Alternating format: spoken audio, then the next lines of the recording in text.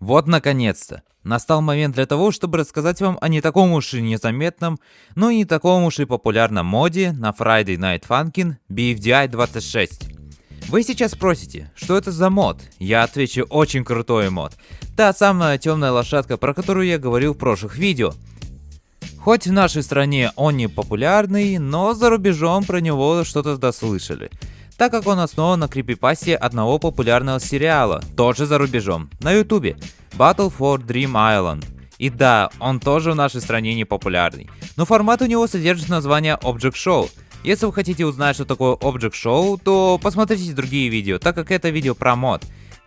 Могу просто посоветовать вам посмотреть ролик от архива Просто Исы, чтобы быть в курсе хоть на малую часть.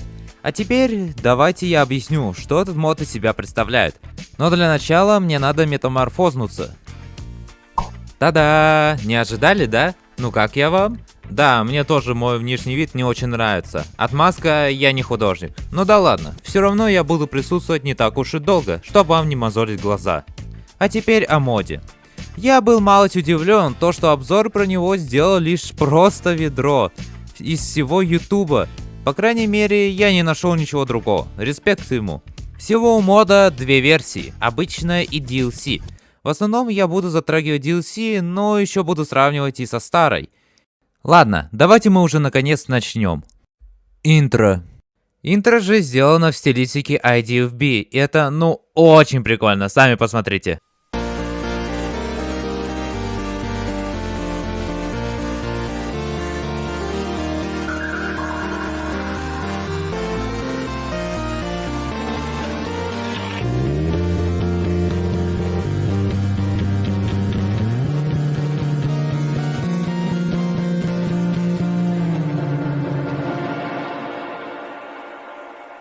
В старой же версии интро сделано под первый сезон.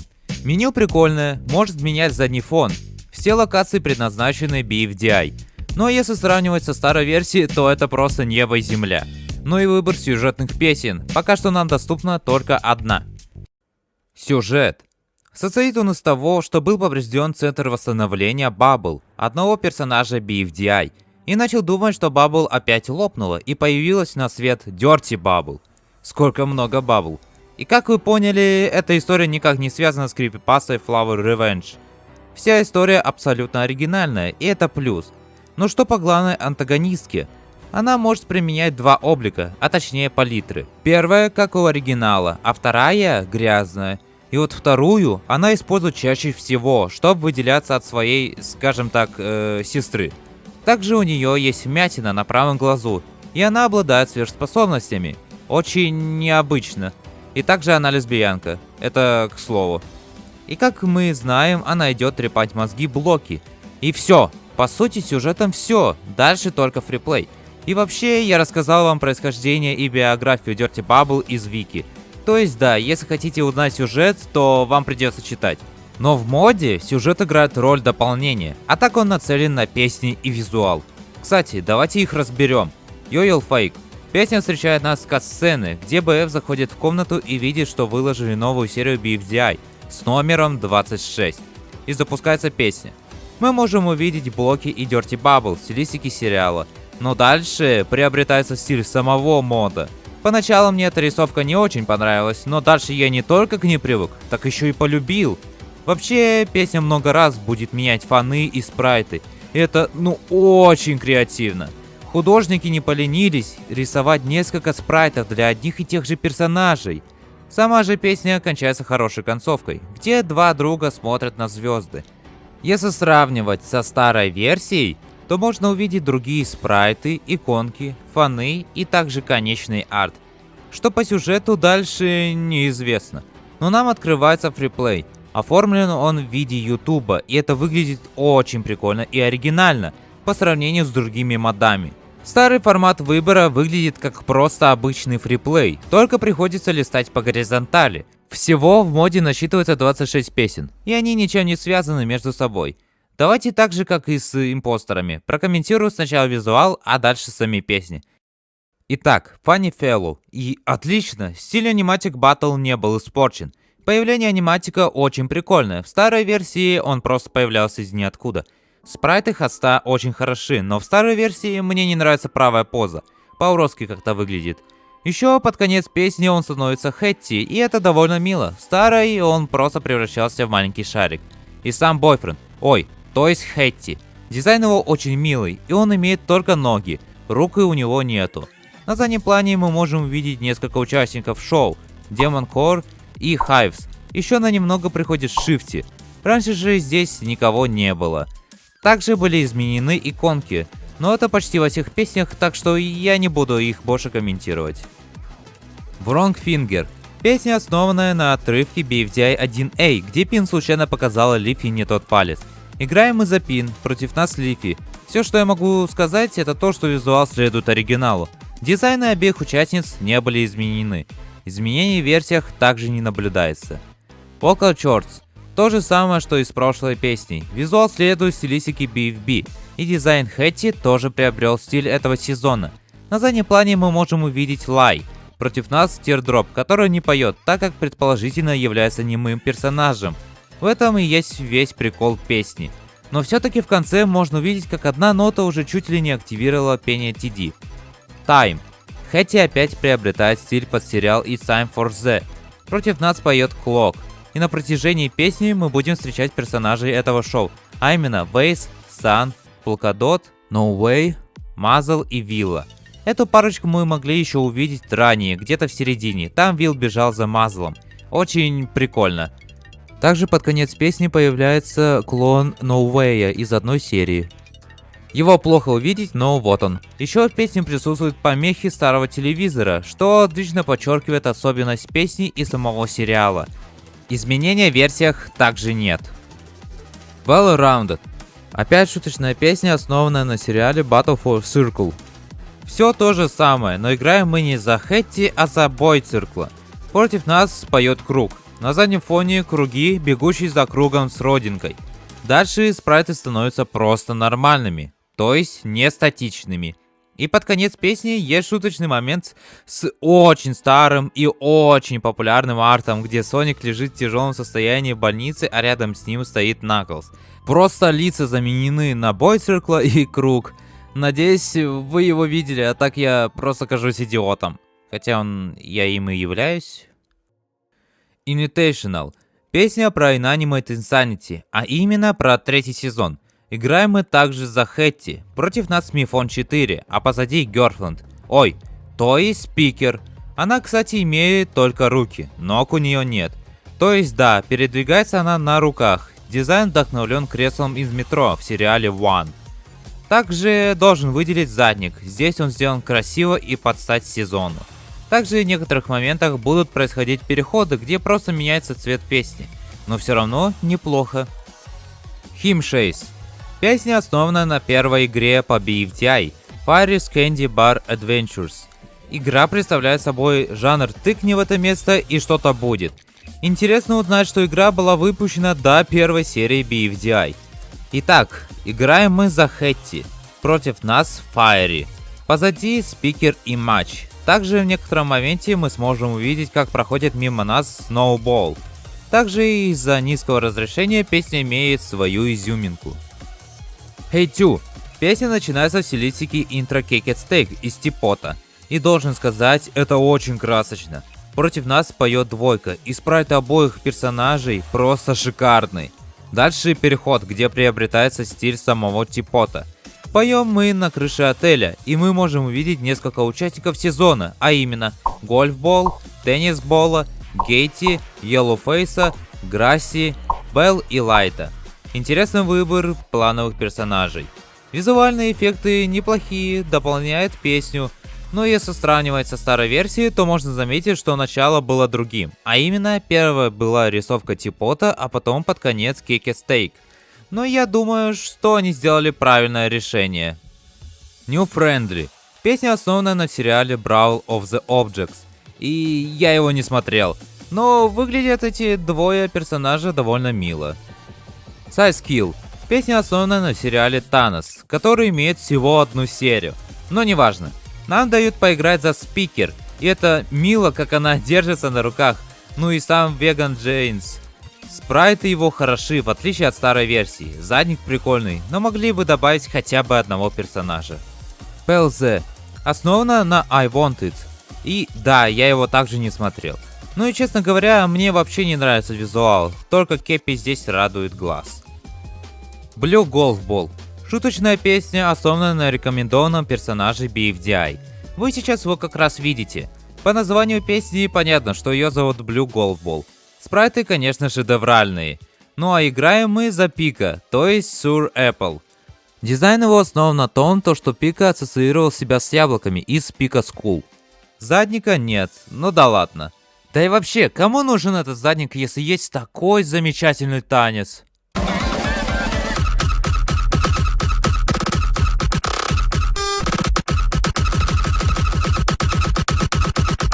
Evil Song. Песня, основанная на сериале Burner. И все следует оригиналу. Хэти прикольный, а танец слайма просто умилительный. Dotted Line. Песня, основанная на одной из серий T-Pod. Встречает нас как раз отрывком из нее. Дальше сама песня. Против нас поет однерка, а мы же играем за баскетбол. Спрайты сделаны не очень обычно, за исключением концовки. Вот здесь реально постарались. Изменение лишь в том, что сделали новый чарт, и анимашку в финале убрали. Я скажу, что правильно сделали, а то раньше как-то криво выглядело все это. КМС. Песня основана на сериале Showember, который я тоже не смотрел. Играем мы за яблоко, против попкорна со стороны клипа, против шапки с технической стороны. И визуал мне вообще не нравится. Даже орешек меня никак не умильнул, поскольку его дизайн мне вообще не по душе. Впрочем, как и у остальных. Who's There? Песня, основанная на главной антагонистке BFDIA, злой Лифи. И да, она является нашим оппонентом. Мы же играем за Хэтти. Спрайты прикольные, правда у соперника только один спрайт, скорее всего самый легкий персонаж для рисовки пост. Ну и местность практически меняться не будет. Теперь мы добрались до песен DLC. Hardbar Jane. Против нас Yellowface, а играем мы за Скида и Пампа. Ой, то есть Trick and Treat. Их дизайн довольно логичный, действие предположительно происходит во время T-Pod. Дальше песня начинает менять формат в виде переключений каналов, что выглядит очень даже необычно. И потом нам дают поиграть за монстра, ой, то есть за End, да, его имя буквально И. Его дизайн мало чем отличается от обычного монстра. Не волнуйтесь, он не собирается ничего делать с желтолицем, он просто хочет... Давайте я вам просто переведу эту историю. Итак, в общем, я был в продуктовом магазине, и парень на кассе сказал, что у них закончился базилик. А я такой, как, черт возьми, у вас мог закончиться базилик? Это же гребаный базилик. В общем, я достал пистолет и начал стрелять. Верно? Владелец продуктового магазина мертв. Парень на кассе мертв. И тут какая-то тварь вызвала на меня копов. Один из них ел базилик сырым, как будто взял целое растение базилика, откусил от него кусочек, вроде как обслюнявил его, немного гомоэротично выглядело. Итак, в любом случае мне нужно 50 миллиардов долларов, потому что мне нужно выйти на свободу. Мой электрошоковый ошейник все еще здесь, можешь меня вызволить, пожалуйста? Мне это нужно! Перевел и озвучил Лирик. Hello, оператор. Песня, основанная на сериале Love of the Sun. Ничего такого, все следует оригиналу. Играем мы за Charger Block. Против нас Майкл. Пол песни в комнате, дальше хорошие визуальные эффекты, а дальше мы прогуливаемся по, так скажем, загробному зданию. Help Me. Основой подлежит сериал Help Hotline, который я опять не смотрел. Играем мы за Росс, против нас Босс. Дальше мы летим на корабле, играя уже за Фру, против нас Росс.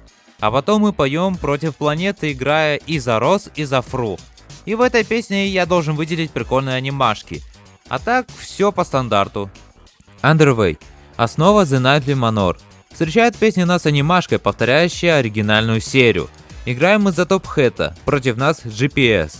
После того, как Sketchpad выстреливает в GPS электрошокером, нам как раз дают поиграть за Блокнота. И эти визуальные эффекты просто супер. Дальше угол обзора опять меняется уже на классический стиль ФНФ.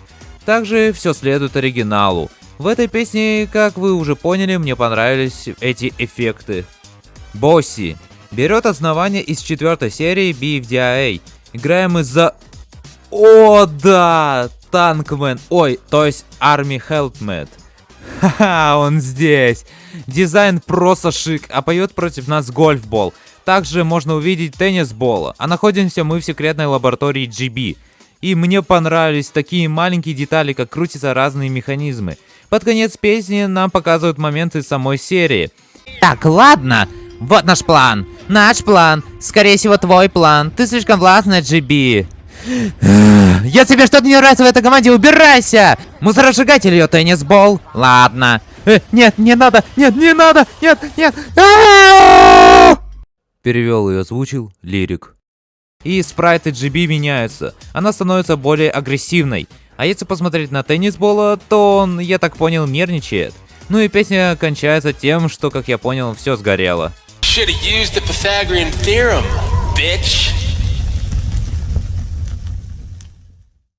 Итак, у нас остались секретные и микс песни. Начнем, думаю, с... Web Crusher. Секретная песня. Ее открыть можно, если заходить на любую песню в фриплее, потом обратно возвращаться к списку. И при каком-то шансе у вас всплывет вот это окно. Потом вы нажимаете на него и бум, песня открыта. Вступительная анимация, и она выглядит неплохой. Против нас Pride Flag, ведущая ежемесячного шоу Pride. Также она является девушкой Dirty Bubble. Ни разу о ней не слышал, да и дизайн мне ее вообще не нравится. Как и у остальных, играем мы за Бифринда. Кепка окрашена в бисексуальный флаг. Также у него, в отличие от Хэтти, имеются руки. Ну и также песочные часы, которые они мне тоже не нравятся. Да, в песне полно разных моментов. Вот момент со Спартой. Здесь песня приобретает эффект радуги, крутая флаг и так далее. Кстати, в версии 1 у рендеринга Pride Flag был шанс 1 к 250 заменить персонажа на экране паузы, независимо от песни, которую включал проигрыватель.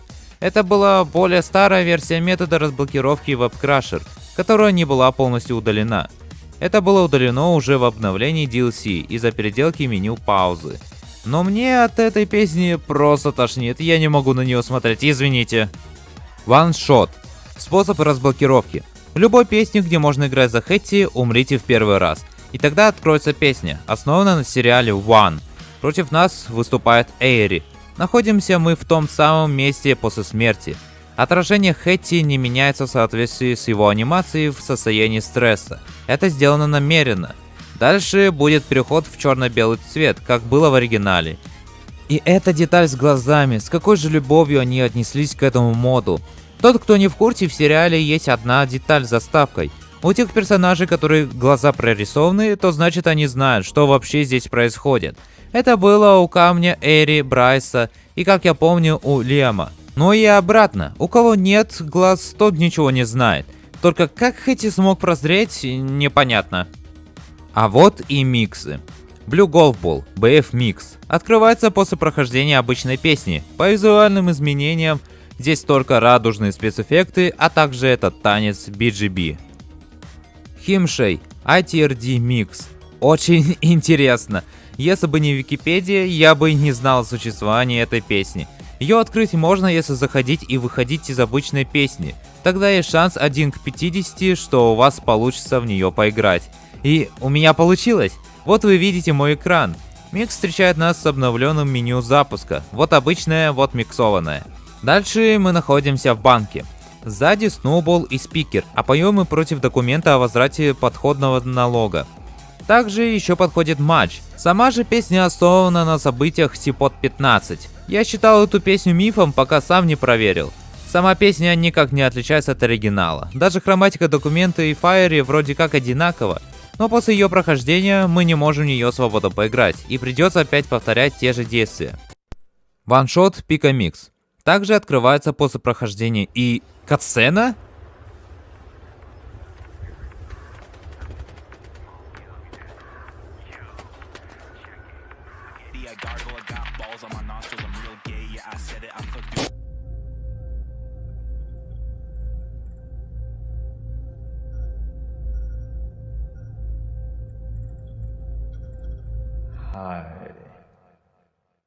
Это, конечно, очень круто.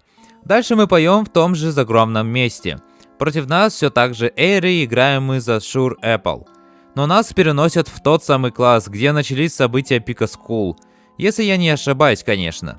Дальше опять черно-белые цвета и, внимание к деталям, у яблока не показаны глаза.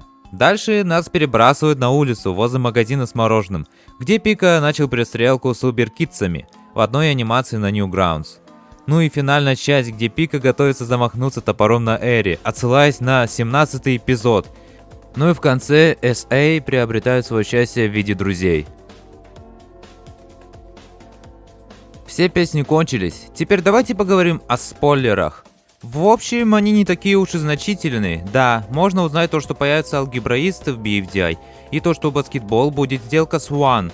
Но это не так уж и кульминационно. Но все-таки есть один огромный спойлер. К The Nightly Manor.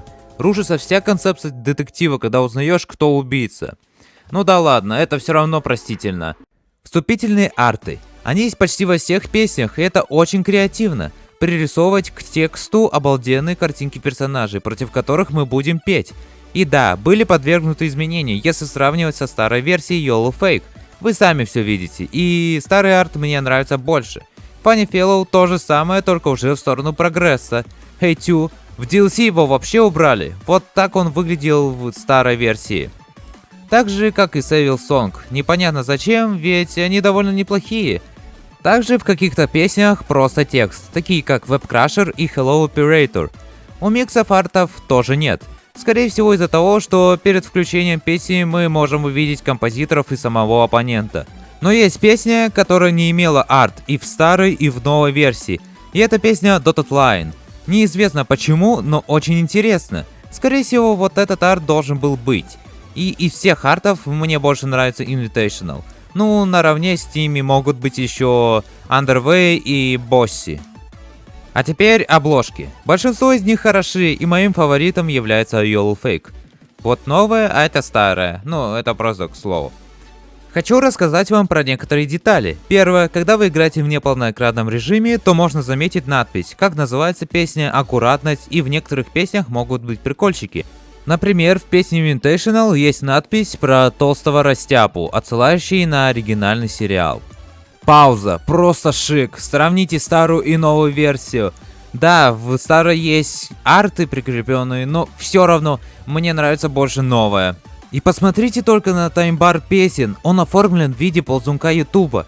Также еще приделали водяной знак того или иного канала, это превосходно! Также нашли способ для применения вин-токенов. Они сделали их в виде показателя того, что песня была пройдена. А золотой токен показывает то, что игрок прошел песню без одного пропуска. Маленькая, но зато очень милая деталь. Еще есть факты от Dirty Bubble. В фриплей, если мы нажмем на пройденную песню, то мы сможем увидеть сидящую DB, которая будет рассказывать про ту песню, в которую вы зашли. Очень прикольно, и я нашел эту штуку вообще случайно. Эти детали, хоть и маленькие, но мы видим, как разработчики стараются над этим модом, вкладывая всю свою душу в этот проект. Галерея. В ней мало чего есть, но все же крутые концепт-арты, песен, которые не планируется добавлять. Также хочу показать вам дизайны персонажей из FNAF. Вот старый и новый. Все дизайны хороши, но мой фаворит это Senpai. Еще есть контекст того, как начиналась песня Vocal Chords. Здесь видно, как Лай просит Хэти попеть TD, чтобы она узнала ее голос. Очень мило. Также есть хьюманизации Dirty Bubble и Pride Flag, и... Это кошмар. Мне вообще не нравится их хьюманизация. Также я нашел фото предстоящей правой позы Двоки из песни Hey Two. Мы можем увидеть то, что местность принадлежит последней серии BFB, пресс-сплита. Интересно, собирается ли это по-настоящему добавить мод или нет? Теперь поговорим о невышедшем или старом контенте. Песня Unnamed Countless, Two Song. Шуточная песня, которую не собирались добавлять в игру. Вы просто послушайте это.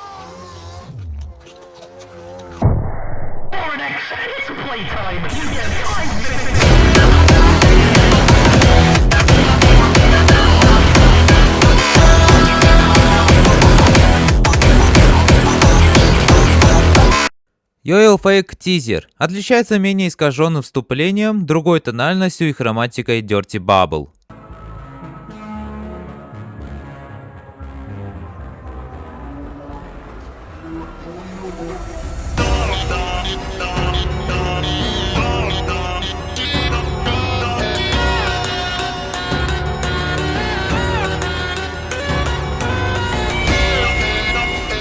Yoil Fake концепт. То же самое, только без образца New Friendly. Сделано до запуска BFDI 26.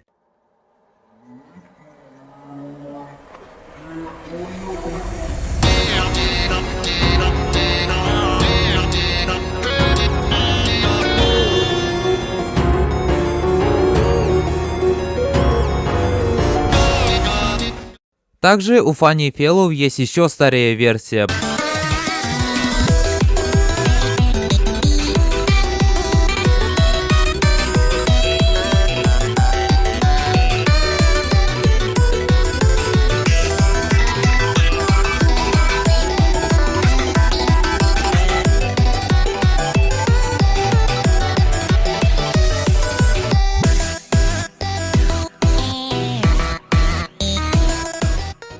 Есть ваншот, старая версия, тизерная.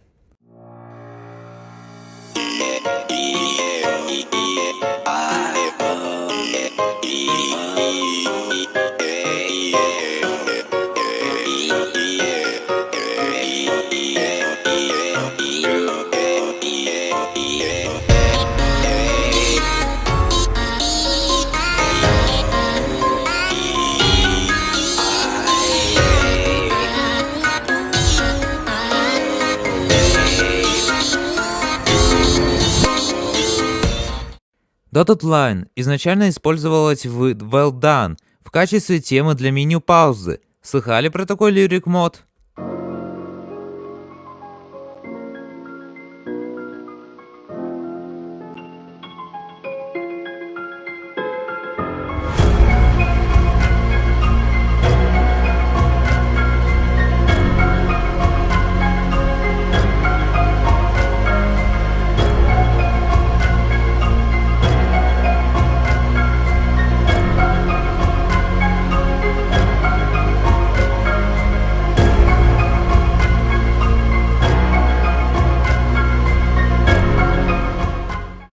Eternal Влад Mix отменено после того, как Влад покинул команду. Неизвестно, был ли достигнут какой-то прогресс.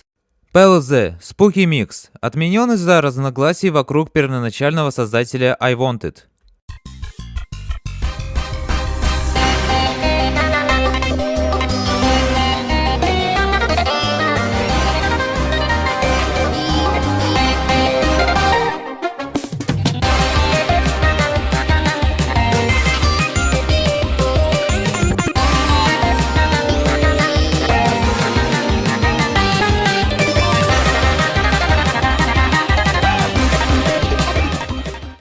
Web Crusher тизер. Просто другой инструментал.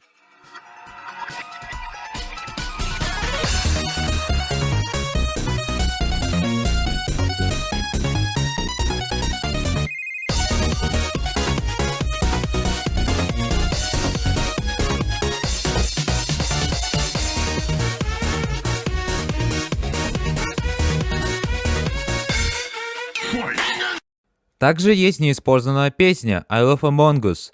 Предполагалось, что ее можно будет разблокировать, попытавшись войти в меню откладки. Низкокачественная усиленная версия шутки из Object Invasion Invades Among Us The Musical будет добавлена в будущем обновлении. И это просто шедеврально.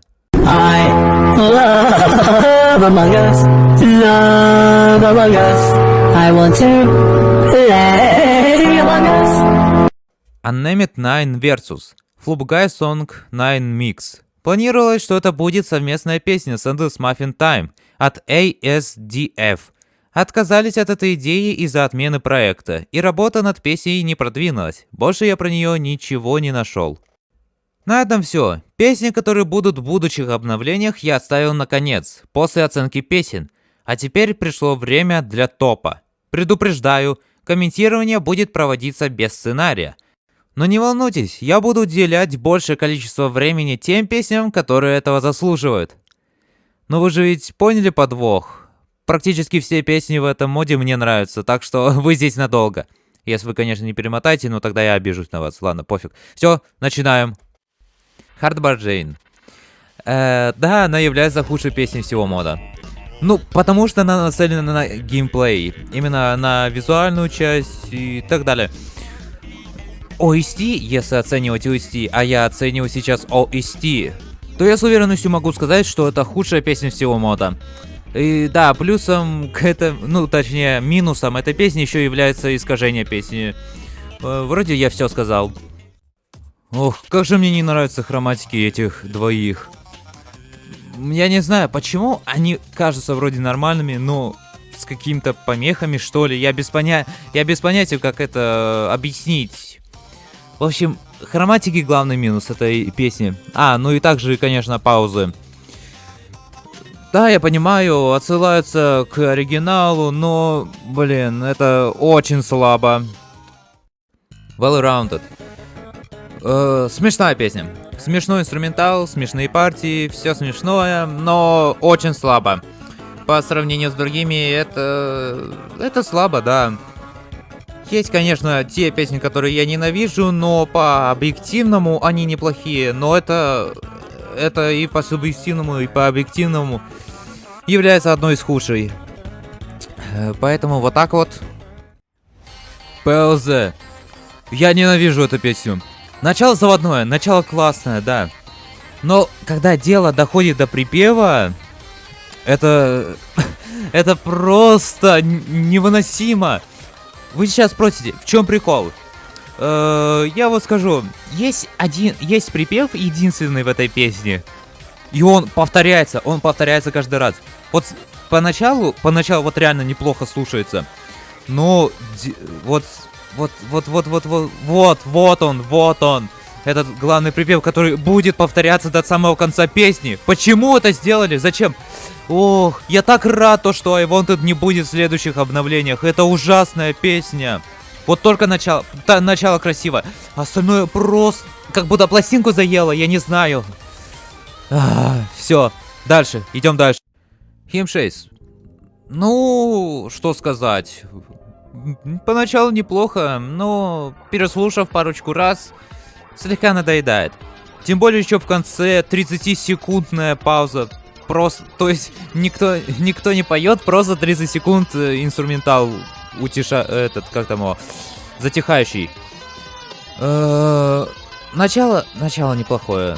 Мне даже нравится, но потом не хочется это слушать. Да, будет битбокс. Часть с битбоксом, она приличная, но все-таки слабовато, я считаю. Вот это уже субъективное мое мнение. Веб-крашер. Я ненавижу эту песню. 4 гребаных минут. Куда столько много? Да, я еще хочу сказать то, что 4 композитора работало над этой песней. 4 композитора. И это ужас, это ниже среднего, я считаю.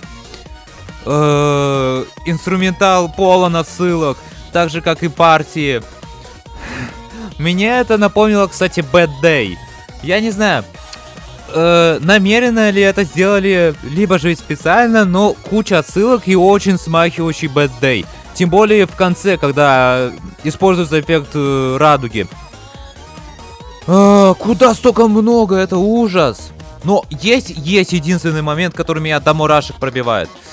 Поэтому не будем затягивать, и давайте я вам просто его включу.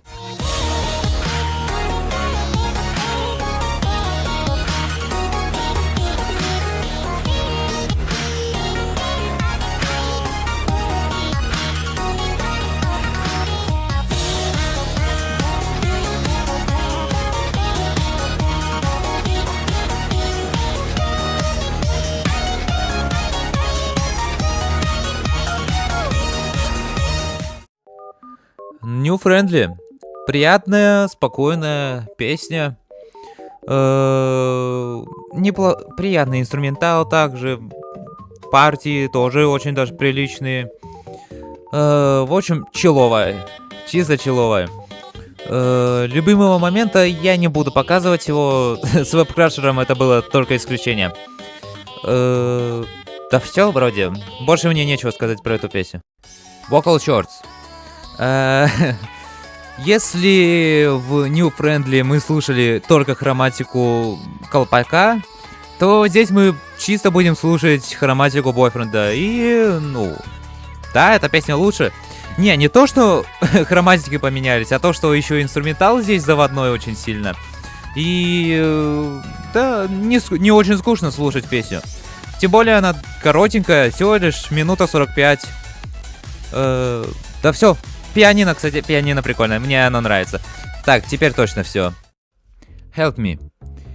Для меня эта песня, кажется, не очень-то и запоминающаяся. Да, она приятная, она чиловая, но... Да ну ее. Ну, то есть, типа, слабовато слегка. Да, будет сейчас будет очень спорный момент, но я постараюсь объясниться это. Сама по себе песня неплохая, да, она приятная, но это не мое. Да, вы все правильно поняли. Blue Gold Ball, я считаю, ну, хорошей песней. Она реально, она качает. О, мне нравится это. Мне нравится инструментал. Партии тоже очень классный. Где-то, да, она перебарщивает слегка с тем же танцем. Ну, ясное дело то, что это все сделано в шутку. Ну, блин, песня очень сильно качает. Мне она нравится. Time. Очень спокойная песня. Это так классно. Она такая чиловая. Мне она нравится, она очень хорошая. Конечно, эти скучноватые слегка моменты, если так можно назвать. Но нет, она хорошая, она классная.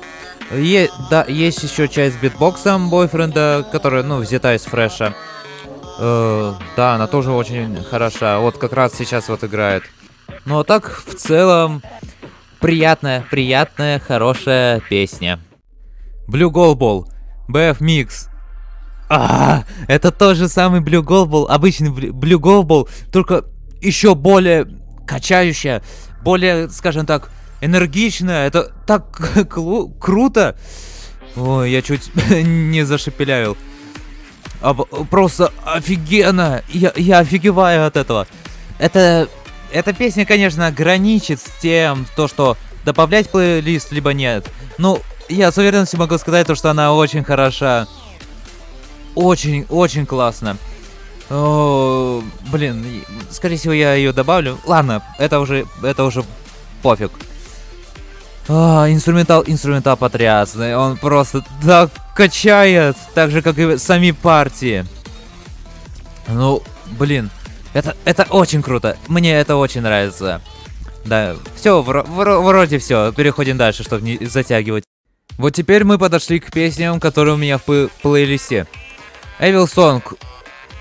Инструментал здесь просто шикарный. Как же он классно сделан. Это пианино такое просто супер. Ну и сами партии, конечно же, они тоже неплохие. Хроматика Лайма очень хорошая. Бойфренда, как всегда, все в порядке. Да и вроде бы все, мне больше нечего говорить. Я лучше не буду затягивать с видео, чтобы перейти уже к самому главному.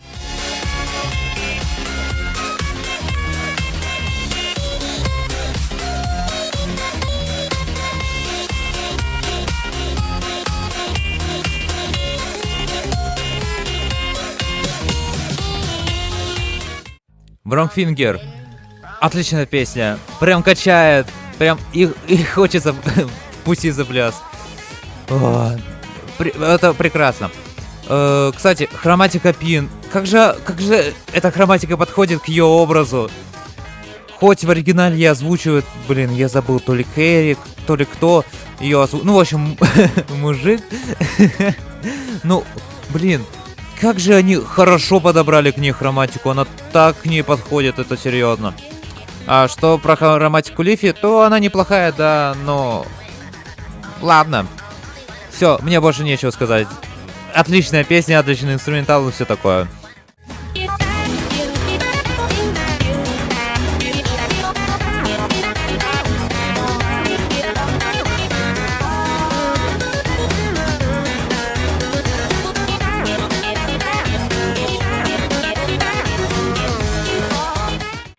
Side Skill. Мне эта песня напоминает Рум-код, если честно. Такое же инструментальное начало, такие же похожие вот прям инструментал, там пианино я слышу. Ну, очень сильно напоминает на Рум-код. А так, так прикольно. О, хроматика спикера, не забываем про имена. Она очень милая, меня реально очень сильно умиляет это. Хроматика Веган Джейнса хорошая, она реально добротная, прям. Партии здесь хороши. Ну, я уже говорил про инструментал, он похож на рум-код. А вы все знаете, как я отношусь к рум-код. То есть очень даже положительно. Как и с этой песней, она тоже очень классная, расслабляющая и так далее. Прикольная.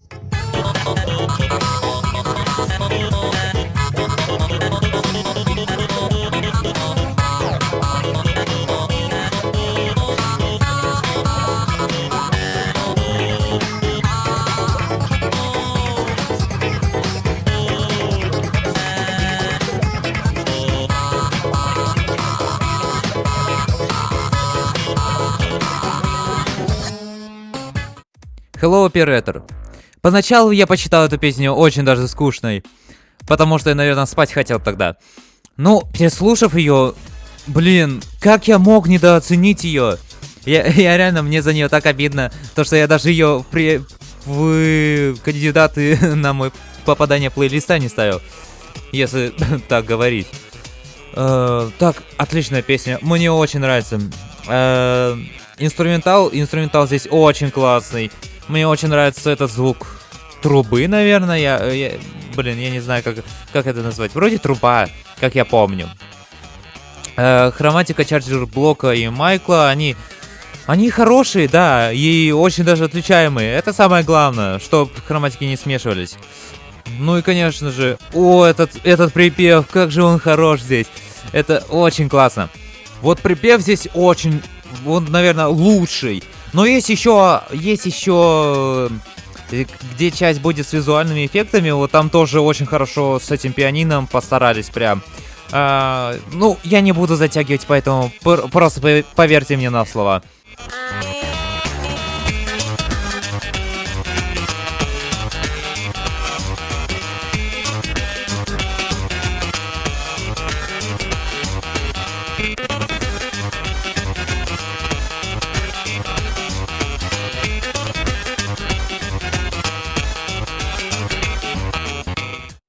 Who's There? Песня, которая поначалу мне вообще не понравилась, но переслушав ее, вы уже все сами поняли. Почему я так считаю ее? Вот начало очень даже многообещающее, с разговорами вот этими вот. Когда начинает петь Boyfriend, это очень классно, это реально будто нарастание какое-то идет, как будто сейчас что-то произойдет, ну и реально происходит. И вот тут, вот с этого момента, мне кажется, что... Блин, мне эта партия напоминает очень сильно Unbeatable. Ну ладно, это всего лишь самая малость. Что говорить про хроматику Evil Leafy, то она хороша, мне она нравится. У Boyfriend также все в порядке, инструментал прям качает. Будет какие-то очень хороший момент, когда Boyfriend оторвется от Leafy. Это прям... Инструментал здесь прям сделан очень хорошо. Ну, чтобы не затягивать с видео, вы сами понимаете. Да, в конце будет прям ужасный момент. Но просительный. Потому что вся остальная часть это очень хорошая песня. Поэтому просто слушайте мою любимую часть.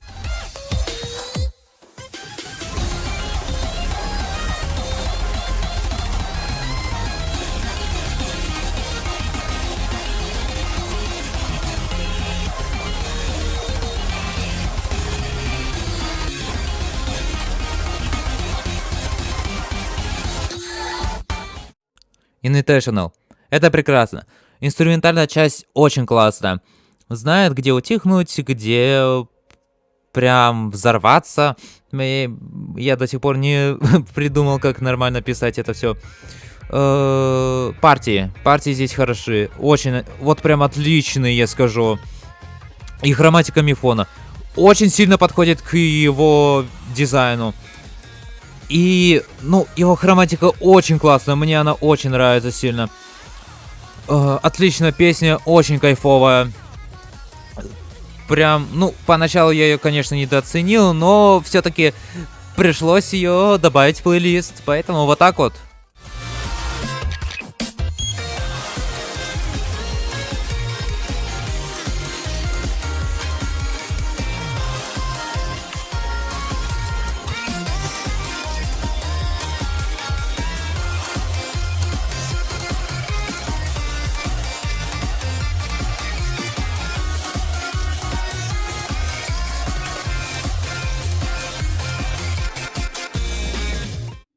Underway. Поначалу очень недооцененная песня. Не, поначалу она мне понравилась, вроде понравилась, но когда я добавил плейлист и один раз ее послушал, то я ее обратно удалил. Блин, я теперь жалею об этом. Ну ладно. Что по самой песне, то начало прикольно. Хроматика GPS мне нравится. У Топхэта, вот Топхэт мне не устраивает. Меня эта хроматика вообще не устраивает. Не очень нравится. Вот эти вот диалоги, ну точнее фразы, хорошо вписываются в песню. О, колокола! Колокола являются очень недооцененными инструментами в FNF вообще. И я очень редко где их слышу. Хотя они такие классные. Ладно, не об этом. Да, инструментал здесь очень хороший. Что говорить, собственно, про дальше? Я без понятия, что говорит. Не, вот сейчас скетчпад выстреливает, да. Он выстреливает и нам дает за него поиграть. Что сказать, собственно, про его хроматику, то она, наверное, хорошая, да, только ее еле слышно. Мне приходится навострить уши, чтобы ее нормально услышать. Не знаю, может быть это я глухой, либо же ведь... Блин, скорее всего я глухой, ладно, это все равно. Ну а дальше переход обратно на обычный FNF стиль, как я это уже раньше говорил. И здесь партии хороши, но мне очень сильно понравилась вот эта вот замедленная. Она так красиво звучит, это реально очень классно. Этот припев замедленный, о, это так красиво все выглядит. А дальше идет нарастание с этим инструментальное нарастание, ой, как хорошо. И потом происходит такой момент, я называю его взрывным моментом, вот как раз это будет. Вот он. Ну, давайте уже перейдем к моей любимой партии, раз мы уже подошли почти к концу. А вот и она.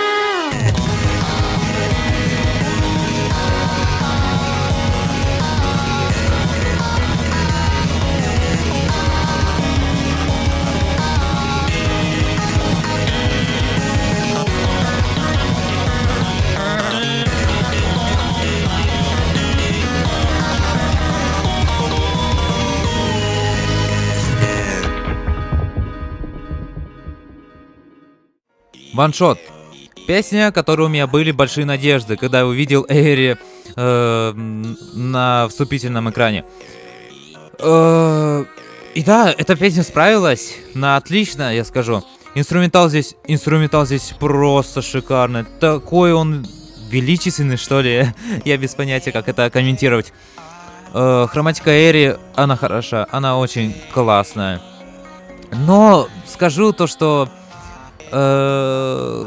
все отдано началу песни, то есть реально начало здесь самое лучшее.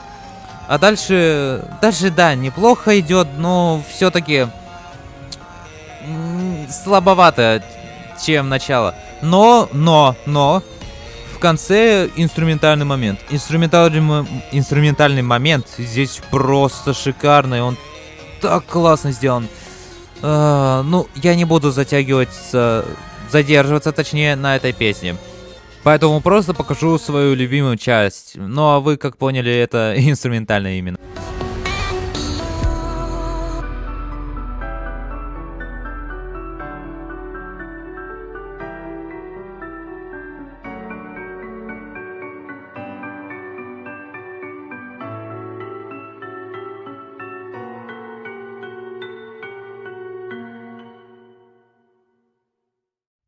Фанни Феллоу. Это супер! Я не понимаю, я вначале недооценил эту песню. Опять же, почему-то я недооценивал такие классные песни. Начало просто превосходно, особенно этот свист. Мне он очень нравится. Дальше это припев. Ну, я так понял, что это припев, и он очень классный. И появление аниматика такое замечательное. Мне нравится этот аудиоэффект появления аниматика. Скорее всего, вот начало это моя любимая партия. Я уже все раскрыл свои карты. Ну, серьезно, начало здесь очень классное. Да, в конце пытается повторить такой же, но, блин, начало мне больше нравится все-таки. Что говорить про вообще основную часть, то она хороша. Она реально хорошо сделана. Вот эта вот партия, где, скажем, поочередность, я без понятия. Она очень хороша. Инструментал. Ой, инструментал прям и долбит. Блин, я не могу это. Это так классно все сделано. Это сравнимо с импостерами и даже с Марио Мэднесом. Это реально классно. Вообще, я считаю, блин, это такая классная песня. Я не знаю, почему я так решил, то, что она слабоватая поначалу, именно поначалу. Если сравнивать с первой версией, то изменения, конечно, кардинальные. Ага, часть с Хэтти. Она хорошая, она прикольная, но слабее, чем у аниматика. Да, про хроматики. Хроматика у аниматика просто шедевральная. А когда он превращается в Хэтти, то, она пойдет, она классная. Но все равно слабее, чем у аниматика. О, сколько много аниматиков, сколько много повторений вообще. Но все-таки, блин. Да, кстати, фристайл бойфренда. Фристайл бойфренда здесь очень хорошо вписывается в эту песню. Просто замечательно. Дальше опять повторение начального, скажем так, припева. Как я говорил, это легкий способ завершения песни, но очень сильно работающий. Ой, этот свист, как же он хорош. Это прекрасная песня, я ее обожаю. Даже всю ее типа разобрал. Ладно, дальше, идем дальше.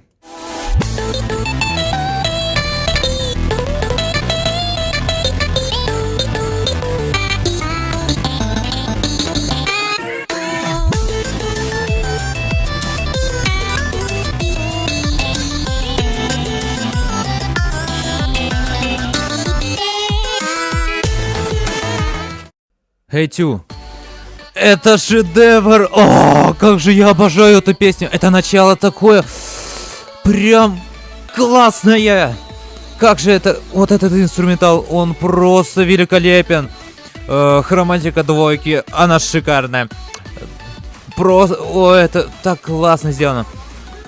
Да... Блин, я не знаю, я до речи теряю. В общем, что говорить?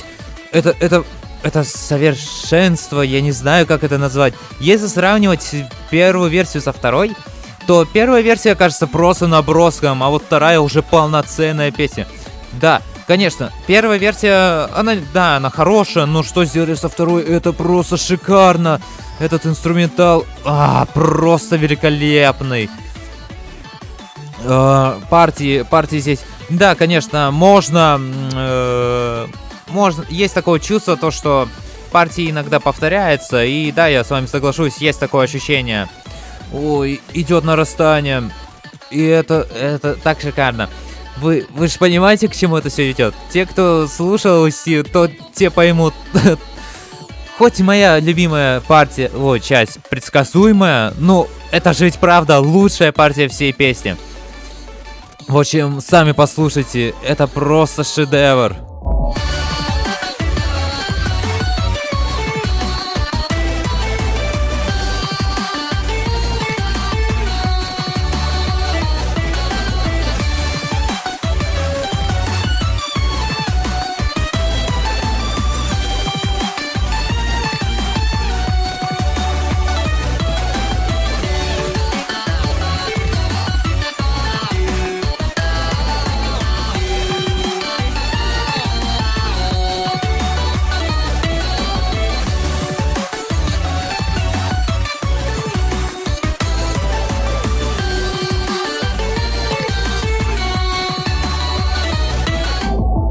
Ну и как сравнивать этот момент с другими модами? Это просто пик какой-то, я не знаю.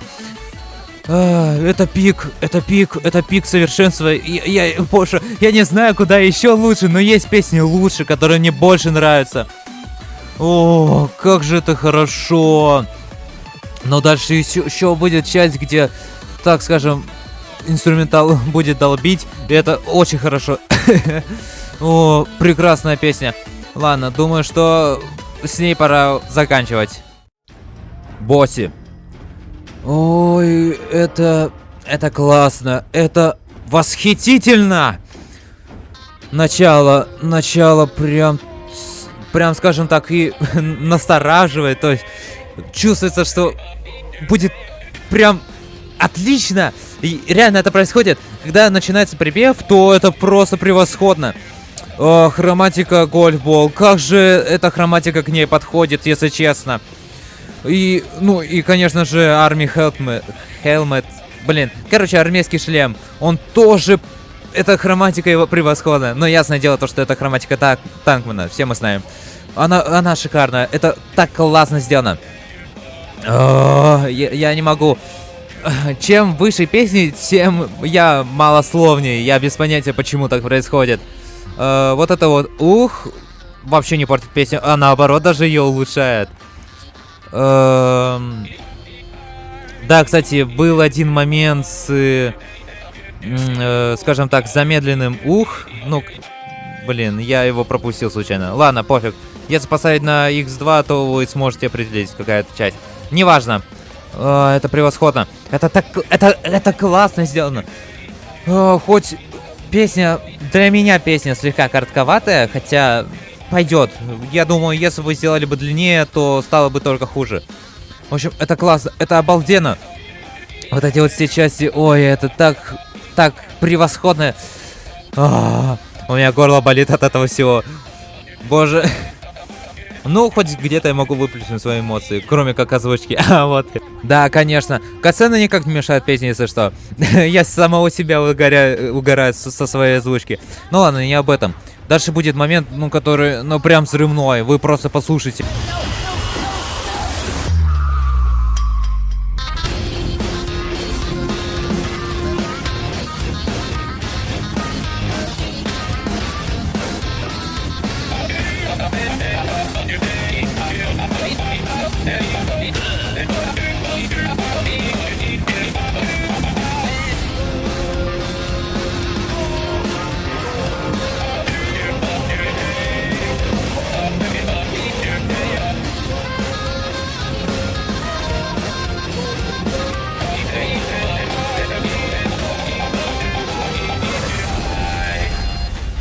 Should have used the Pythagorean theorem, bitch.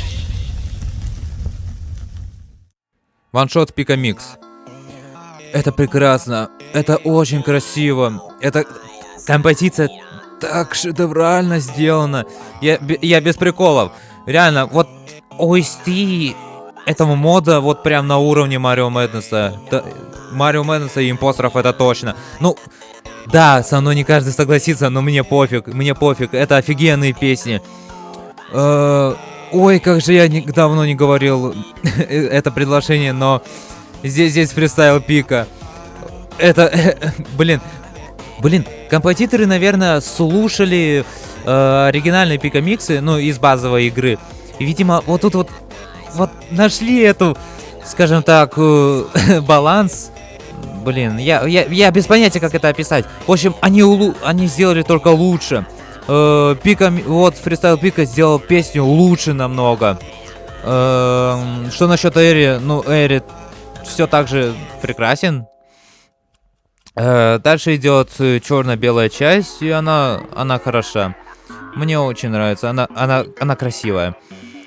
Что насчет инструментала? Ну, инструментал здесь просто превосходный. Это реально прям чувствуется, как будто какая-то кульминация, что-то вот прям происходит грандиозное.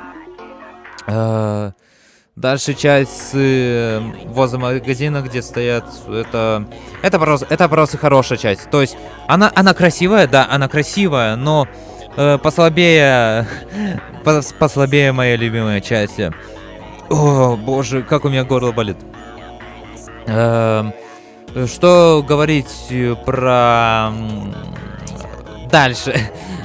Не, партии здесь очень хороши. Здесь все хорошо. Эри играет роль, ну, подпевалы, я так думаю, но все внимание достается Пика. Ну, сами посмотрите на вот этот момент, послушайте, точнее.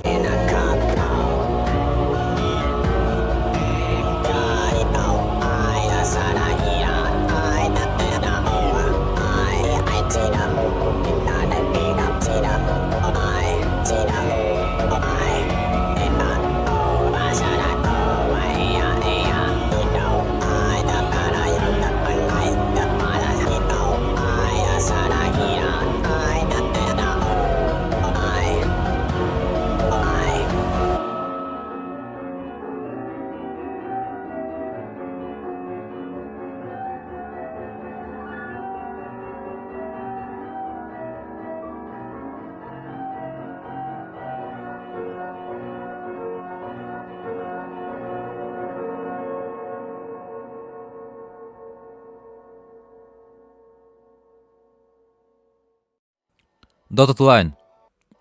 Это шедевр. Это прекрасно. Инструментальное начало просто обалденное. Когда начинает петь однерка с баскетболом, это волшебно. Я не знаю, как это назвать. Инструментал играет такую же важную роль в этой песне, как и, например, в Identity Crisis. Настолько он грандиозный. Это прекрасно. Хроматика однерки великолепна. У баскетбола чуть послабже, но все равно мне она тоже нравится. Это обалденно. Партии здесь просто великолепные. Песни длится так мало. Ну, для меня пока что так мало. Всего 2:56. Ну, можно было побольше сделать, но... Блин, ну... Могли сделать побольше, слегка. Вот прям слегка побольше могли сделать. Там, например, на минуточек 10. Ладно, это шутка все. Это все шутки. Эти медленные ноты, как они их как они их играют, наверное, поют. Это прекрасно. Когда начинается замедление, вот это вот утихание, затихание. Это так классно сделано, так отлично, прям красиво. Эта песня не долбит никак, то есть она не качает, она наоборот заставляет, ну вот какой-то меня транс погружает, я без понятия, как это понять. Она настолько качественно сделана. Раньше она была моим фаворитом, но сместилась слегка. Ну, блин, все равно, второе место это тоже очень классно. Так говорят словаки. Ладно, это шутка. Ну и конечно же.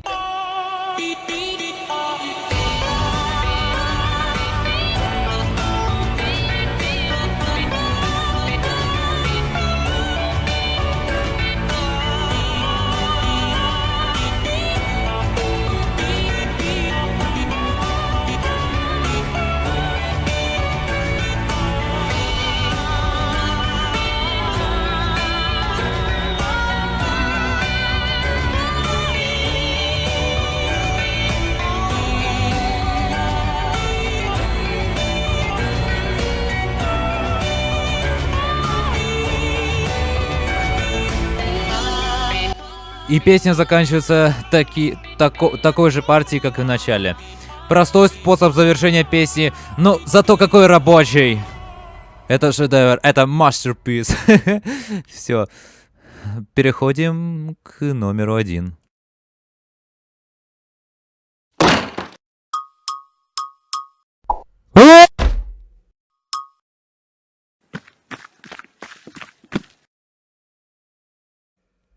Нет. Моя актерская игра. Только не опять. Ну нет. Ладно. Во второй раз.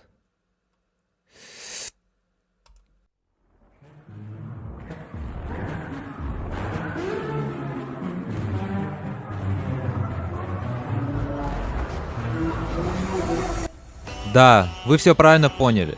Yo-Yo Fake является моей любимой песней всего мода. И первая песня на первом месте. Ну, типа, это хорошо, отлично делать. Первые песни одними из самых лучших. И, ну, это похвально. Начальные партии просто великолепные. А когда стиль приобретает, ну, приобретается стиль мода, то, ну, это шикарно. Какой же здесь шикарный инструментал. Что насчет хроматики Dirty Bubble? Она неплохая. Да, слегка тиховатая, но пойдет все равно. Ну и блоки. О, я обожаю хроматику блоки. Как же она классно сделана. Вот эта партия очень хороша. Такая красивая, блин. Даже появляются длинные стрелки, которые, ну, блин, это прекрасно, это потрясно. Yo-Yo Fake поначалу мне не очень-то понравился, но переслушав ее несколько раз, блин, это крутая песня. И я вот хочу сказать, песни могут быть крутыми, но не всегда их можно понять. То есть надо переслушивать песни ФНФ по несколько раз, чтобы полюбить эту песню. Но у меня, я так думаю. Дальше, инструментал затихает, отлично. Скажем так, стало более напряжно, что ли. Этот вот разгон набирается, когда просто прекрасно. Вот эта вот перепевка от первой партии, ну, я его называю припевом. Просто прекрасно. Мне вообще нравится вот этот припев. Блин, партия, я не знаю, я не могу различить здесь припев. Я так понял, блин, для меня здесь два припева. Ладно, не важно. Дальше переход, и для кого-то он может показаться резким, потому что мне он казался раньше резким, но я к нему привык и даже полюбил. Прибавляется интенсивность, которой, ну, хватает в этой песне, так что все нормально. Вот эти вот поочередные партии, ой, как же они мне нравятся, это очень прикольно.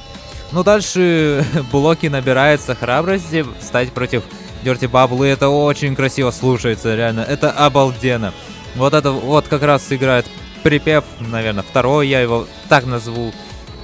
Я же говорил то, что я припевы ФНФ в песнях иногда плохо могу различить. О, дальше замедленные ноты, они красивые, но мы приближаемся к концу. И я рад то, что это соло дали спеть только блоки. Реально, хроматика блоки просто шикарная. И да, качество песни такое и должно быть, если что. Ну, думаю, вы все знаете, какой у меня любимый момент. Но согласитесь же ведь.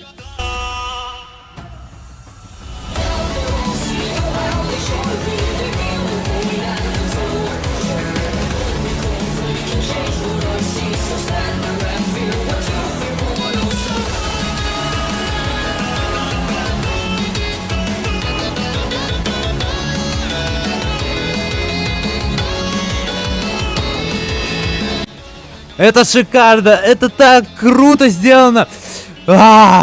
Даже опять заканчивается той же партией, что и было в начале. Это прекрасно. Как же это... Блин, теперь Эдди стал одним из моих любимых композиторов. Все. Какой там Кенни Эл, какие там всякие разные эти из команды Марио Менеса, если есть вот такой бриллиант. И, блин, обидно как-то. Об этом попозже. Потом заканчивается, блин, сказочным инструменталом. Это прекрасно. Именно это я жду от новых модов. Именно вот этого. Жаль, что не все могут так. Что ж, ну вот вы узнали мое мнение о каждой песне. И сказать честно, результат весьма похвальный. Большая часть песен мне понравились. Некоторые я даже готов поставить на уровень модов, таких как Mario Madness и Импостеров. Да, есть и плохие, но их не так уж и много. А теперь поговорим о грядущем контенте. Yo-Yo Fake, ремейк. Текст песни будет исполнен Flask из-за разногласий с оригинальным исполнителем. но композитор все тот же. Если первая версия произвела на меня такое впечатление, то что будет в ремейке? Dismembered. Еще песня Dirty Bubble. Только, скорее всего, мы будем играть за Pencil и Match. Кстати, к этой песне еще сделали концепт-арт. One-Shot версия 2. Смена композиторов. Теперь за место Rare Blin будет Easy. И я не жалуюсь. Nocticola также в строю. Psyskill Picamix. Про нее ничего не известно. Evil Picamix. Композиторами будут являться Lego Godzilla и Aiden the Staff. Dotline Donut Mix. Играть мы будем, как вы поняли, за доната. Больше ничего про нее не известно, кроме того, что она будет представлена в 26B. То есть, скорее всего, через обновление. Who's There версия 2. Композитор так и остался, Nocticola, но возможно эту версию отменят. Надеюсь, что этого не произойдет. Offended. Песня будет посвящена персонажам из Inanimate Insanity, а именно Никелю и Никлю. Основание подлежит шуточный момент в сериале, где зрители, чтобы проголосовать за Никеля, делали ошибку и писали Никле. Вот возможность исправить Никля. Shine Bright. Еще новая песня, где, играя за спикера, мы будем петь против Руби. Старые спрайты для этой песни можно найти в файлах 26A. Disrespect. О да, песня будет основана на Flower Revenge. Играть, скорее всего, мы будем за Fairy, а против нас Flower. Но композитором будет являться Swolfie, который еще нигде не присутствовал в моде. Также будут песни, у которых пока известны только названия. Это In a Minute, Fun Service, Free Fall и еще одна песня, у которой название неизвестное, но основана она будет на сериале Anosim Beep. Также вот недавно на канале Blame Daylight, это один из разработчиков мода, выложил Dotted Line, но там был показан вступительный арт. Ну, сама песня никак не поменялась. Ну а теперь самое главное. Hey 2, GF Mix. Против нас будет петь 4, а играть будем за спикера. Но нам уже известен полный геймплей. Как вы видите, здесь есть персонажи BFB постсплита. И на протяжении всей песни участники будут идти к нам. Перечислять их не буду, так как их много. К нам также в одном моменте подключается X и случайно роняет желатина. Сам четверка же просто очаровательный. И в Вики пишут, что профайли тоже присутствуют в этой песне. Правда, его не видно. Но вы поняли прикол. Ну, те, кто смотрели, я имею в виду. Что по OST, то он шикарный. Прямо чувствуется эта детская беззаботность. Ну ладно, идем дальше. И вот опять недавно вышло видео с геймплеем песни Vocal Chords. Опять же у Blame Daylight. Изменили обложку, еще на заднем фоне появился клок. В моменте спрайты Хэти становятся более выразительными. У TD лицо становится более раздраженным. Алай притоптывает ногой, что меня это аж умильнуло. Ну и иконки. Сама песня никак не поменялась. Ну и самое интересное, Eternal. Песня, где мы играем за Лай, а против нас Exponential 4. Тот самый 4, который уже присутствует давно на разных артах. Экспоненциальная четверка. Это альтернативная версия четверки, у которого нету правой руки и ноги. Он ими пожертвовал, чтобы создать экспоненту, увеличивающую его силу в геометрической прогрессии. В отчаянной попытке удержать экзистеров внутри выхода. Также пишется, что он знаком с Dirty Bubble, и вы только посмотрите на его внешний вид, какой же ведь он ужасающий. Ну и сама песня, которая является тизером, а композитор Platinum Award. И хоть нам доступны лишь чуть больше 30 секунд, но зато каких, послушайте, ну это просто шикарно.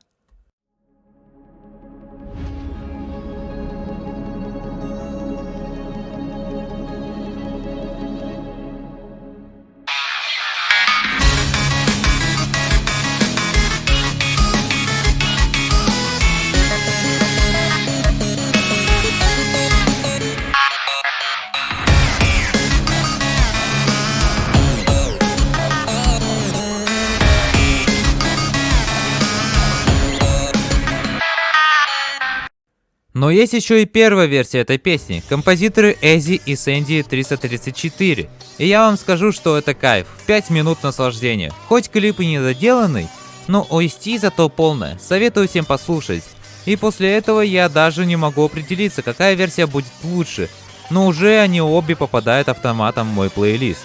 И да, если вы хотите послушать версию первую, то советую сначала недоделанный клип, а потом OST. Ссылки в описании. Да, песня смахивает на Yellow Fake, имеет красивое начало, лирику и инструментальный конец, но все-таки эти сходства ни на что не влияют. Я очень надеюсь, что Platinum Award справится с Eternal и произойдет самого себя. Теперь мы изучили все, что нужно. Хоть мод имеет всего 2 версии, но зато сколько контента навалено. Я считаю этот мод очень-очень недооцененным. Это прям жемчужина среди модов. Я с уверенностью могу сказать, что этот мод сможет произойти Mario Madness. Да, конечно, слишком смело, но все-таки я надеюсь на это. Ведь мод отличный. А теперь я призываю всех вас распространять информацию об этом моде, советовать любым людям, тем, кто любит Ош, тем, кто любит ФНФ. Можете это видео, можете видео с официального канала разработчика, ведь этому моду нужна поддержка для того, чтобы он не стал очередным отмененным самородком. Спасибо всем разработчикам за такой шедевральный мод, надеюсь, он будет дальше процветать. И я с вами не прощаюсь, ведь потому что сейчас будет у нас интервью. Да, вы все правильно поняли. Сейчас вы увидите, как я беру интервью у одного из разработчиков мода, а точнее директора. Но давайте я сначала расскажу вам историю. Как-то раз в воскресенье, вроде как в воскресенье, я без сценария, если что, это рассказываю. В воскресенье я думаю, блин, а было бы круто взять у Blame Daylight интервью.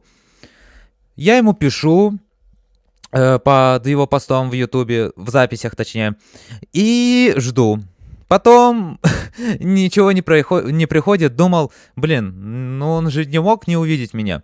Скачиваю Твиттер, пишу ему там, тоже игнор, ну, я, грубо говоря, игнор. Я такой разочарован, но все-таки не сдаюсь и пишу Эзи. Тоже игнор. Второй раз уже игнор. Я такой думаю, блин, почему? Потом пишу Platinum Award. Потому что это последняя надежда была моя. Он писал Eternal, а мне было очень интересно узнать про Eternal. Пишу ему, говорю, если не хочешь, то просто напиши нет, чтобы я не ждал. Засыпаю, просыпаюсь, и он пишет, нет, спасибо, но Flash Castle будет не против, и дает мне его Discord. Я такой, я реально был так счастлив, у меня аж руки тряслись, и у меня все тело тряслось. Я не ожидал, я так радовался.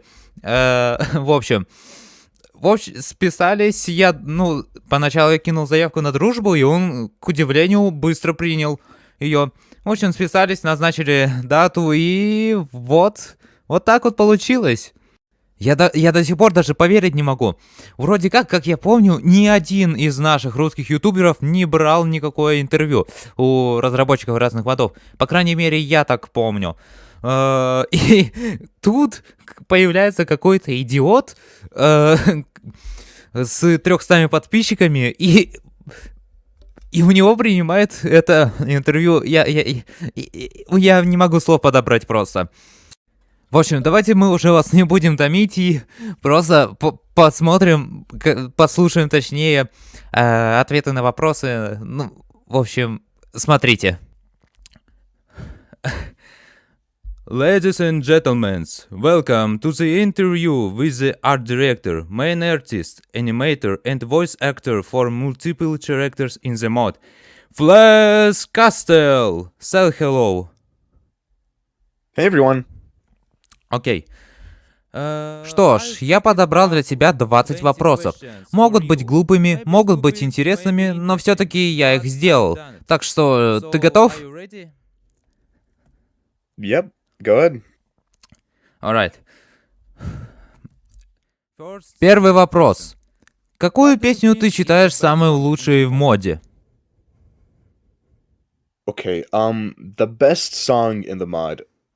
Now, my answer is a song that hasn't been in an update yet. It's for a future update. So that answer would be Dotted Line Donut Mix. But if I were to pick a song from an update that's currently out, I would have to say,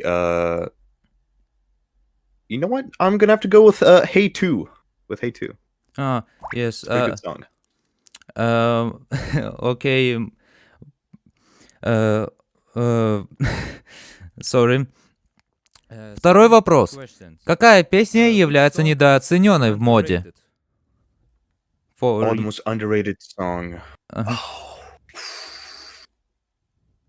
Probably New Friendly. New Friendly is very overlooked by the community. Whenever I Oh. see tier lists of Oh, the oh no. Это хорошая песня, но не для меня. Not mine. yeah, no. That makes sense. It's just I think it's underrated because Да. it's one of Ezzy's songs that he made about maybe almost 2 years ago, Ага. but it still holds up. It still sounds like one of the songs that he would make now, if that makes sense. Окей. Well... Будут ли еще обновления после BFDI 26B? No, we are currently not planning to update it further just because we don't want to drag it out too much. Like 26B will have a lot of songs, and I think it's just a good place to leave it off and move on to other things with our team. Oh no. Don't worry, it'll have quite a lot of content. We have about 20 new songs, I think.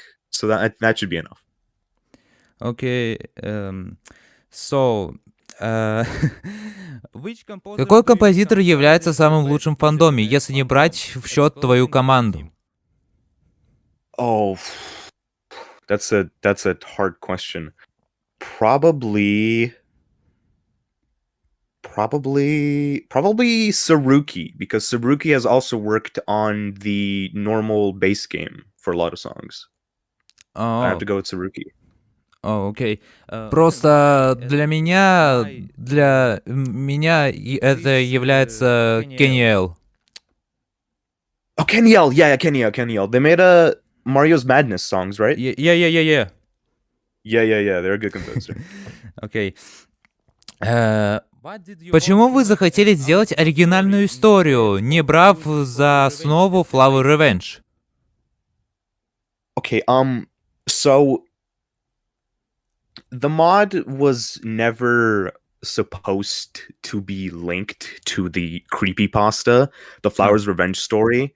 It's a coincidence that the names are similar like that. Though we are adding Flowers Revenge in a future update, it's just not the focal point of the mod. Okay. So, what did you choose? Ой, почему вы выбрали Bubble в качестве главного персонажа? That is a question I actually don't know the answer to because I joined the team, the BFD 26 team in August of 2024, but they had started the mod. Daylight and Aiden and stuff. They started the mod in July of 2024, so I joined a bit later. I don't know why they chose Bubble. I'm pretty sure it was based on a joke image that one of their friends made, and Ezzy made the song, and they were like, "Hey, let's make this a mod." And then it was probably just a random thing. Oh, No real reason. Окей, alright. Как ты думаешь, Platinum Award справится лучше с песней Eternal, чем Эззи вместе с Сэнди? Oh, yeah. Eternal as a song has been... A lot of the BFDI 26B songs have been done for months. Like, they are completed already. And I personally think it sounds much better than Sandy's. I'm not gonna say anything bad about Sandy here, but his version, the finished version that he made after we kicked him off the team, I think it's quite repetitive, and I do think our version is better for the character. Окей. В Википедии я нашел скриншот из песни Hate You. Правда ли будет изменена локация в песне? Yes, there are 2 location changes in the song. after the art update, which I did, which you guys will hopefully see very soon. О, окей. Э, Можешь объяснить только простыми словами, что должно было быть в песне Unnamed Nine vs. Floop Guy? Oh, we don't know.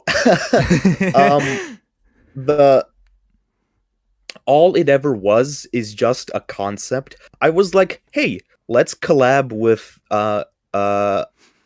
fucking Endless Muffin Time. Let's collab with the mod and make it like Flop Guy and Nine. And that's all it ever was. We never got to making a song because, well, Die got like canceled like 3 times after that. So А почему бы вам не сделать бы коллаб с Twiddlefinger? oh, why don't we collab with Twiddlefinger? Honestly, we don't like any sort of Athos or like Twiddlefinger or any of these things. We don't exactly like them. They're just not really things that we support because they were all parodies of Sling Mingo's Athos, which Dirty Bubble also was a parody of that, but we are trying to make it more. And so yeah, we just don't want to collab with that kind of stuff. We're not collabing with anybody, just ourselves. It's just easier that way. Мгм. Blame Daylight сказал то, что в моде появится самая лучшая песня всего фандома FNF. Как ты думаешь, преувеличивает он, либо же ведь нам все-таки надо ждать эту песню? Oh yeah, he was probably exaggerating a little bit, though.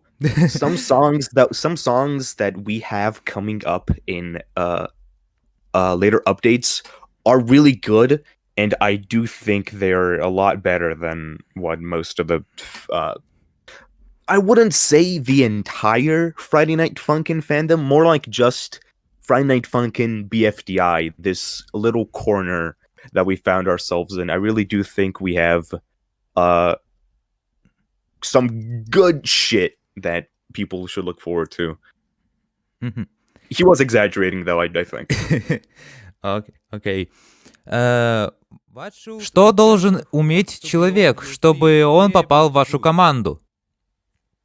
Oh, well, this has been a thing for a while now. We are not taking any more people in our team. If we are to get somebody else on the team, if we want to get more people, we will go to them. They don't need to go to us. We will ask them. But Okay. currently, we don't need anybody because it's mostly me and Aiden in Dust Stuff doing the art, the music. We have so many composers on the team, and they've already completed all their songs. So really, it's just us having to do the art. Окей. Какой твой любимый персонаж в BFDI? In BFDI, oh, that is a hard question because it keeps changing. Probably Woody. I really like Woody. Окей. Woody. He actually will have the second largest number of songs in the mod. Like he has about 3 songs. There are 3 Woody songs in the mod. And that's quite a lot because we like to vary it up we like to like have a bit of variety with the characters in the songs. But Woody, he has 3 songs. So you can tell which one's my favorite because I've put him in like so many songs. О, окей. Просто мой любимый персонаж — это Donut. Donut! Donut's a very good character. That's a good choice. I will be happy if you... if я был бы счастлив, если бы он победил бы в Типоте. Oh, if he wins Teapot, you'll be happy if he wins Teapot. Yeah. Yeah, honestly, I think he's the most deserving of it. He's like the most normal character. He's very normal. I think that's a good way Окей, to describe it. окей. Эм, Какой мод ты считаешь лучшим, если не брать в счет ваш?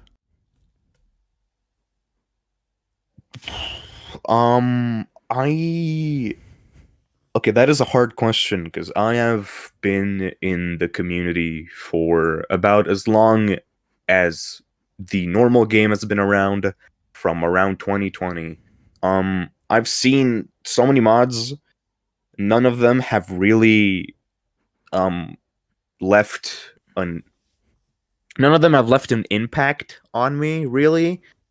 Though I guess if I were to pick a mod that I really like, uh Hmm. right now, at least it would probably be the what's it called? I forgot the name. The Step Right Up. Oh, step right, ой, Yeah. step right up. This cool mod. Э, my, my, Просто я считаю самым лучшим модом Mario Madness.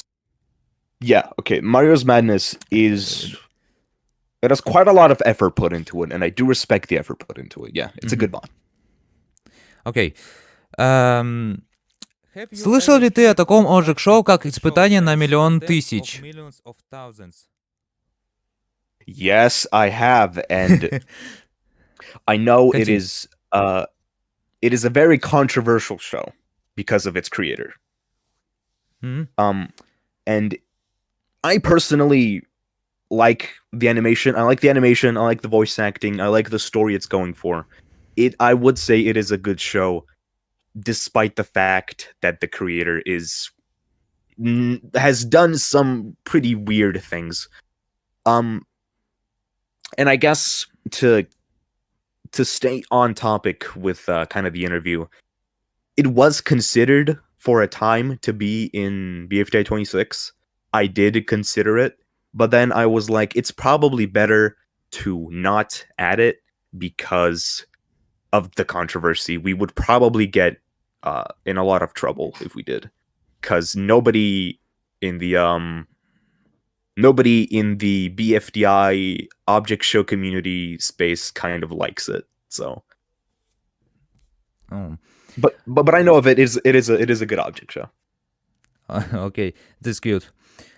Окей. Собираетесь ли вы делать песни по таким Object-шоу, как Beans Show, либо же Object Innovation, если не брать в счет I Love Mongoose? We have a couple of ideas that are currently just sitting in the back, waiting to be made. They are ideas that we are not gonna do right now, but it is possible we are going to add them in the future. Like, okay, currently BFDI 26B has most of the songs done. Most of the songs are completed. Mhm. And so what we have said to our team is that after we complete a lot of the art for these songs, we will consider adding more songs to the update.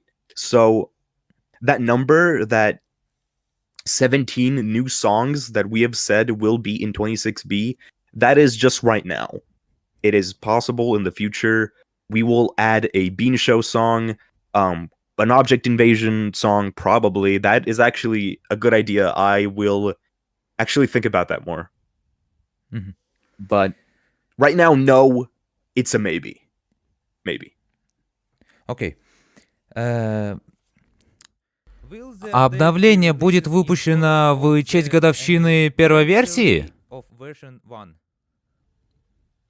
The character mix update? This update? Yeah. That is in about that's in about 2 months, but we are hoping that we get this update out this month. So Окей. Мгм. if we don't get it out this month, it might be December. Hopefully we don't have to wait until the anniversary of the mod to release the update. But yeah, we're hoping this month. Окей. So, как вы познакомились с другими директорами мода? Только в простых словах. Oh, I was kind of on Twitter. I was a fan of BFDI 26 when it was just on Twitter.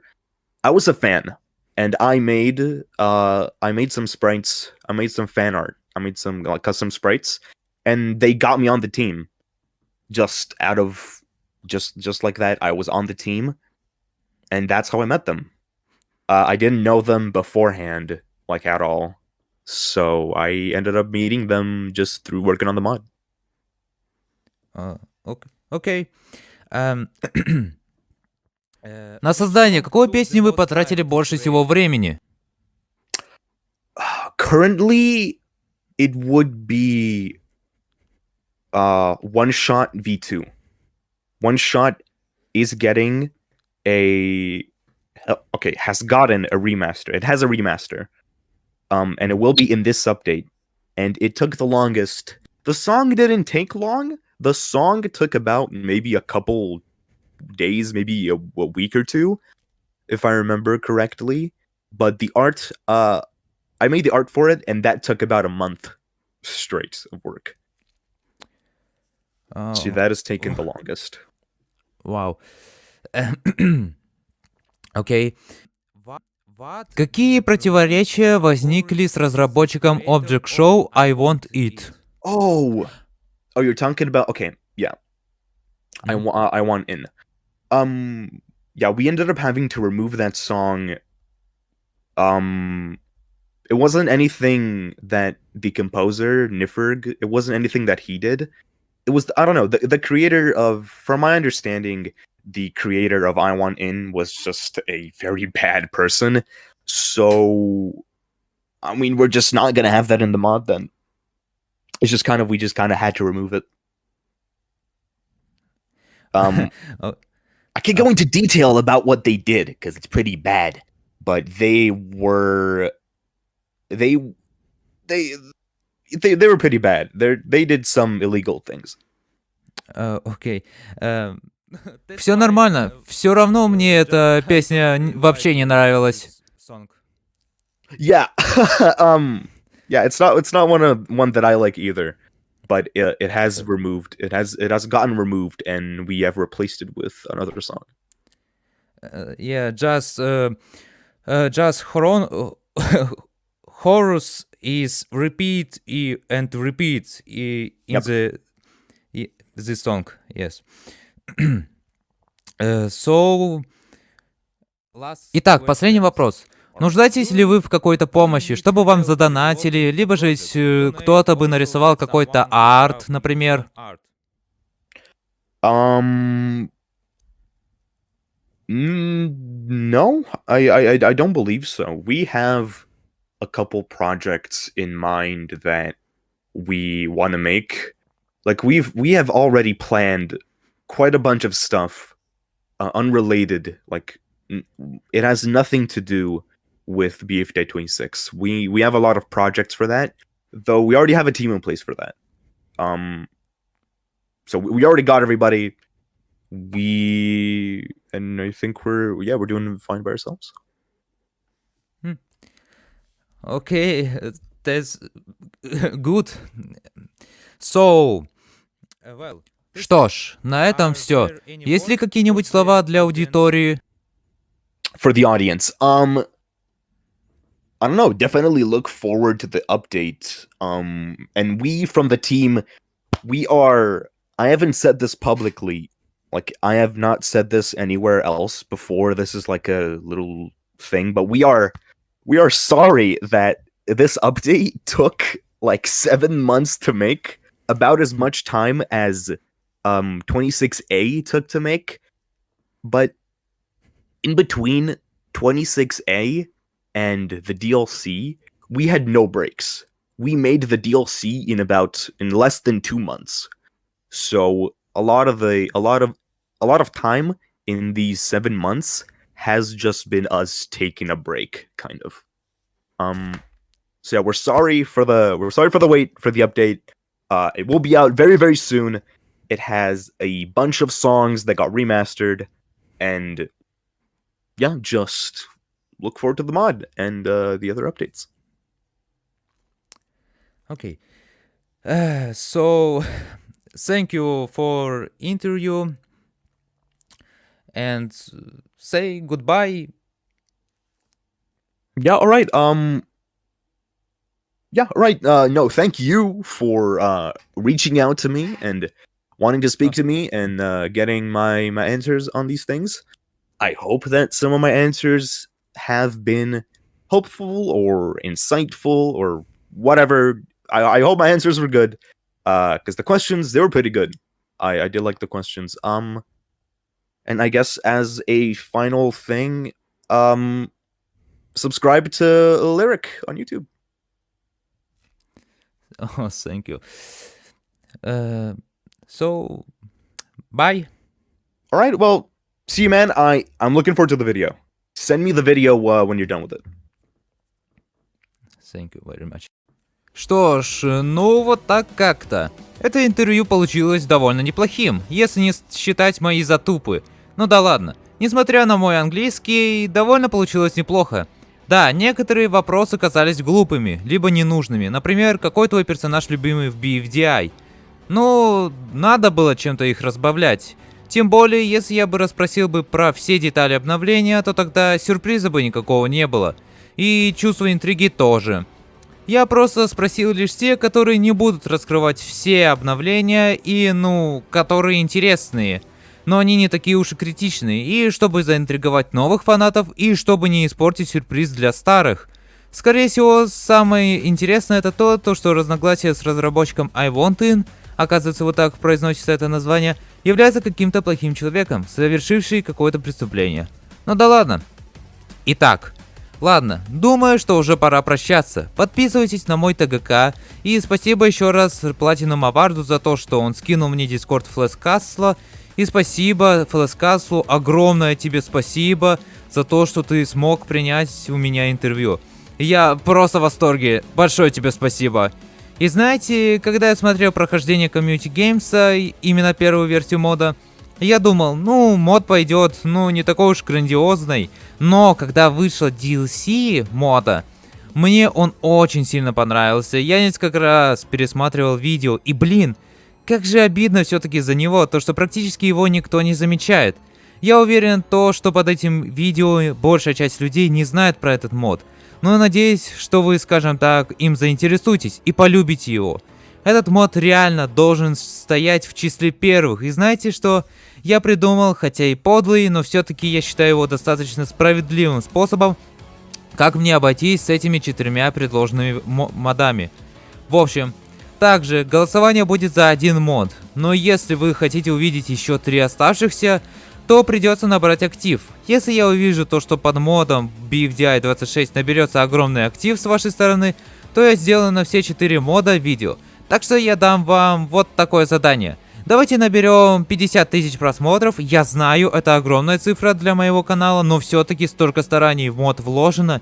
Я не хочу, чтобы это все ушло впустую, грубо говоря.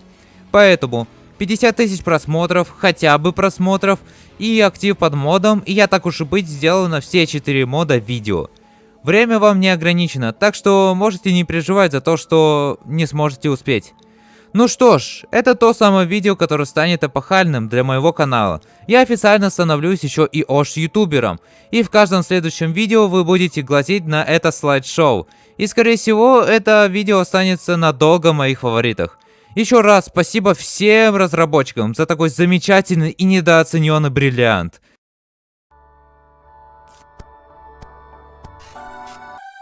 А теперь, зрители, приглашаю вас на голосование в записях на моем канале. Голосуйте за тот мод, который хотите увидеть в следующем видео, и тогда я его сделаю. Нам известно 4 кандидата, это Corruption, Indie Cross, Spooky Mix и 5 Rubles. Скучноватый, конечно, выбор, но да ладно. Все, голосуем!